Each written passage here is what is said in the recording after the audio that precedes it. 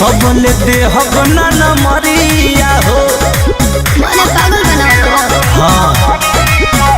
हट हट हट ए बाबू हट सट सट रानी हो तनी सट देह बर्तन के जैसन मजा जाई रे हे तोरा कमर पनमर लिखा जाई रे भले हरा के सहारा बेचा जाई रे तोरा कमर पनमर लिखा जाई रे भले हरा के सहारा बेचा जाई रे पगला गुल बड़ा था ना ये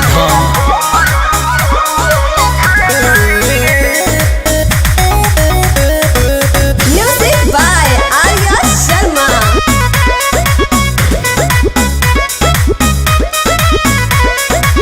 सटना भीड़ी सुनो बात बाबू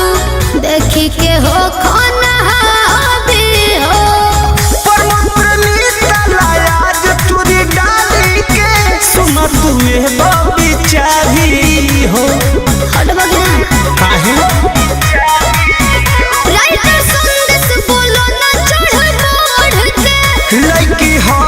का तू बड़ा घर के और हे गरम तवा पर बैगन तारा जाई रे तोरा कमर पनमर लिखा जाई रे भले हरा के सहारा बेचा जाई रे तोरा कमर पनमर लिखा जाई रे भले हरा के सहारा बेचा जाई रे तनी होश में रह के बात करो ले जो प्रेमी हाउस।